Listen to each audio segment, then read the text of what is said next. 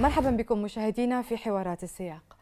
لقي المئات من الأفغان حتفهم وأصيب الآلاف بعد الزلزال الذي ضرب البلاد.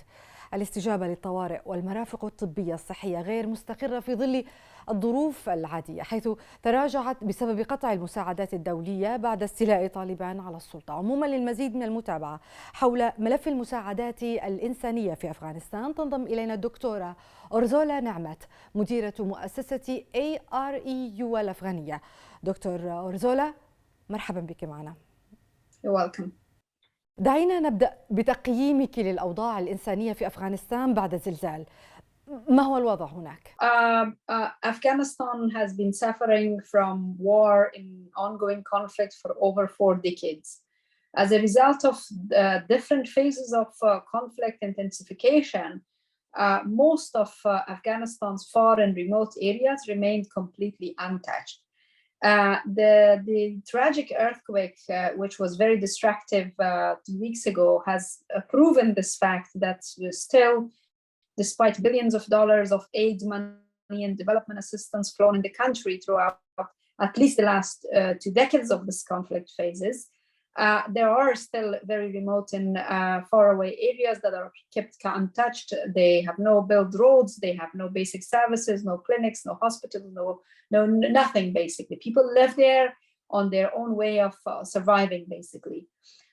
The humanitarian crisis in Afghanistan has also other dimensions. Unfortunately, we've seen earthquake that made it to the global news because we lost over 1,000 people, unfortunately, as a result of it. But there is a gradual disaster happening as well. We lose people due to floods, due to landslides, due to floods, due to drought situation, which also gradually is resulting in a huge livelihoods crisis in Afghanistan because people cannot live on basic minimum income. And in addition to that, lack of political stability and this whole sanctions that is resulting in ban on the developments in more sort of longer term commitments and projects for Afghanistan is also affecting people's general life conditions. So overall, displacement, lack of access to jobs and basic services, the climate-led or natural disasters such as the earthquakes, floods, and so forth, they are all different factors that are resulting into deepening the ongoing humanitarian crises. I think that's where we are now.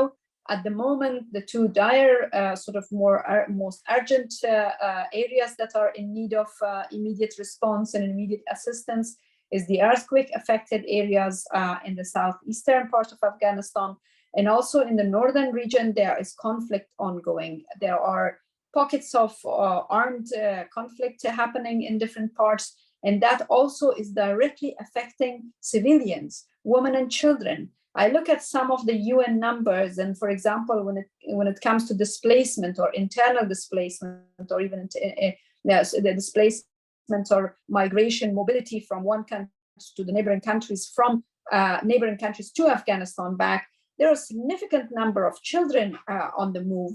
For example, from Pakistan, around 54% of the returnees in the last year, throughout the year 2022 are children. Similarly, from Iran, 43% of the people on the move are children. So the biggest and the heaviest weight of this ongoing humanitarian crisis in Afghanistan is on women and children. And that's something that needs a very responsible global actions to tackle it. كيف تقيمين الاستجابة الإنسانية العالمية بعد الزلزال؟ هل كانت كافية بالمقارنة مع الاحتياجات؟ The humanitarian assistance was rapid. The response was rapid, relatively speaking.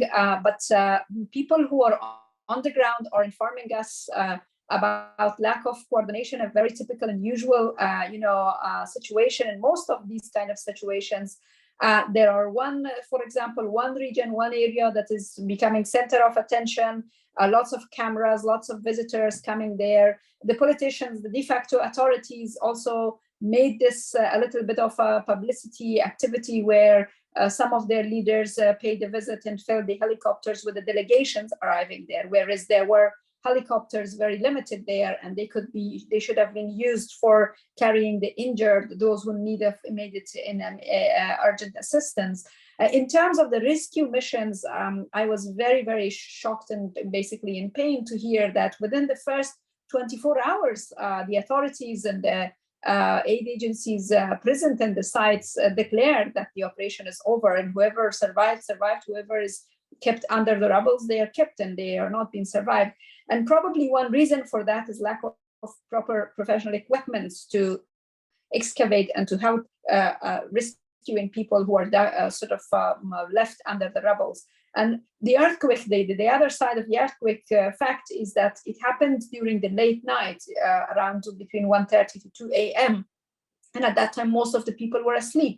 So people couldn't make to run from their rooms and from their mud houses faster. So it's possible that we've lost a number of people that could have been injured and could not be survived because there weren't enough equipment to help rescuing them. Usually we know from other earthquake crisis experiences that even for 2 weeks, the rescue missions continue in order to save people. But in Afghanistan, unfortunately, within the first 24 hours, so the whole operation was declared done, and the focus was on helping the survivors. The biggest fear that we have as Afghans, and as a researcher, I can say, is this very focused media attention within a week or two, and then moving to another conflict. Unfortunately, those who lost loved ones, those who are left with nothing and under the open air, they are probably going to be off the attention of the international media or the national media or the responsible authorities. So what is needed to be seen is longer term sort of post-crisis response that I haven't come across a very concrete plan so far for the area. هل مسألة الاعتراف بطالبان تعيق تقديم المساعدات الإنسانية؟ I think the problem is it will be very difficult to make a very distinctive sort of separation between the two parts, the political recognition of the regime who is ruling the country and the humanitarian disaster and the needs.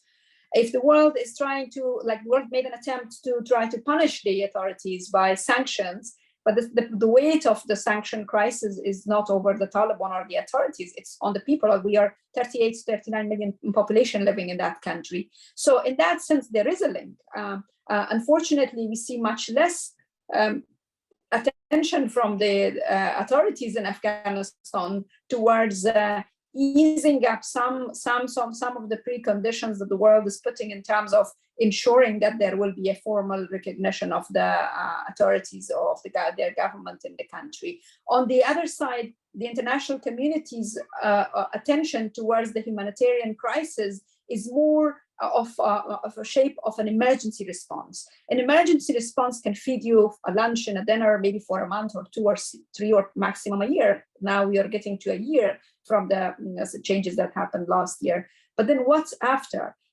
The country is in a very dire need of opening borders, trades, activities, economic activities that can give people an opportunity to live and make their own livings. Unfortunately, with the overall situation, politically speaking, we are in a kind of a stage where everyone is considering to leave the country, not because they are no longer having the love for their countries or not because they are expecting something dramatic when they move. They know, they acknowledge we have had experiences of leaving the country, and we've had experiences of Afghans being drawn in the waters of Turkey and Greece and so forth. So everyone is acknowledging that. We have already, everyone is aware of the nightmares they experience when they cross the border to go to Iran. So it's all deadly routes that we talk about. But people consider to leave because of very simple reason. If they don't see any clear future for their children, particularly for their daughters, not having access to schools, if they don't see any particular means to manage to feed their families, what would you expect them to do? They cannot just accept the gradual death and sit and wait for the situation. So there is a need definitely to see much more longer term commitment by the different actors, the local authorities, as well the national authorities, and as well as the international community, to find a long-lasting solution for the conflict and a long-lasting solution for easing up the financial situation, the sanctions, so that Afghans are left to live their own life and to earn livings and to have access to basic services such as health, education, jobs for men and women of that society, of that country. في الحقيقة لم تعترف أي دولة بطالبان، حتى باكستان، بل بالعكس ساءت العلاقة معها. بالمقابل فتحت الهند سفاراتها في أفغانستان. هل يمكن تفسير هذه الدينامية؟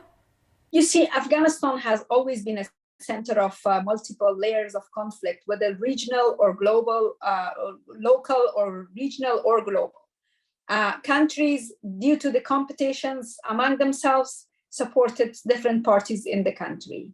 I think the world should come to a point, in most of our regional neighbors and most of our international partners should come to a point to think and consider about the life of those children who are now living in an open year because of the situation that every single actor, regionally, internationally, and even at the national level, I also say the Afghan actors are all responsible for the poverty, for the starvation, for the humanitarian crisis that is happening.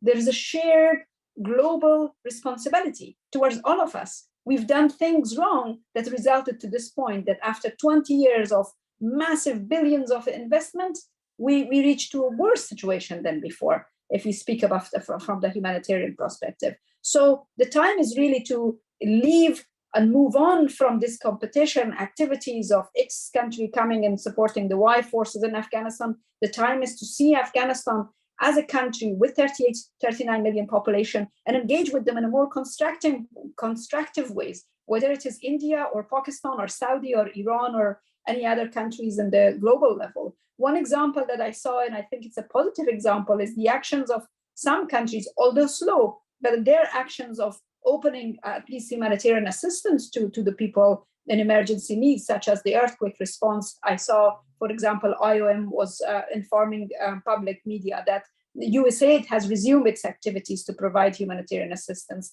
But as an Afghan, I would like to highlight the fact that feeding people overnight or feeding people just providing an emergency response is not the answer, the longer term answer to the crisis in the country. We are in need of finding a longer term solution so that Afghans have the opportunity to build on the treasure that they are living. We have natural resources that are treasures for us, that are opportunities that can give us opportunities to invest and to not depend on the external assistance. But we need for that stability, political stability, understanding, and are factors that unfortunately I don't see anyone taking actions towards it. تعتقدين أن الضغط على طالبان في مثل هذه الظروف الاقتصادية قد يدفعها للاعتراف بحقوق المرأة مثلا أو إشراك أطياف أخرى من المجتمع الأفغاني في الحكم؟ I think this is a question that should be answered by the fact the different Taliban versus the international community themselves. They have to see, like, international community should look into their experiences of the past 30 years since the existence of Taliban, what concrete results they have received from putting pressure, and what kind of pressure, really, when the international community has had leverages to use upon and ensuring some sort of securities and safeties for the people of Afghanistan, they didn't use it. And they handed over the whole country in a way that they did to the Taliban. And then vice versa, the Taliban also should see that they should move on from the point of being very exclusive. Afghanistan is not all about the Taliban. Afghanistan is a country that is the home and should be the house of every Afghan who live there and who are, for different reasons, away from Afghanistan with a desire of returning. So there has to be enabling environment for every Afghan to live a dignified life in that country. Unfortunately, today we see there are still problems and challenges that is not allowing this to happen. And whether pressure is working, whether engagement is working, or a combination of both is something that has to be seen, because so far we have seen both approaches being tried. There is a very long-term engagement with the Taliban. Look at a little more than engagement, actually. Taliban were giving full sort of semi-level full recognition by different countries during the Doha process and so forth. So the key is to find a concrete result from all these engagements plus pressures and so forth. The pressure of the international community should also to the extent that I see it, is not different from what the general people in the country are looking for. They look for a dignified life, whether men and women. They are both part of the society, and they expect the schools to be open very soon. They expect the women to have access to jobs, to a dignified life as members of the society. And we have been Muslims not recently and not in the last 30 or 40 years. We have been Muslims for centuries, and nobody can question that the form of belief that we have versus the form of belief that others will have. هل تعتقدين أن لمواجهة الأزمة الاقتصادية يجب الإفراج عن الأموال الأفغانية في البنوك الأمريكية؟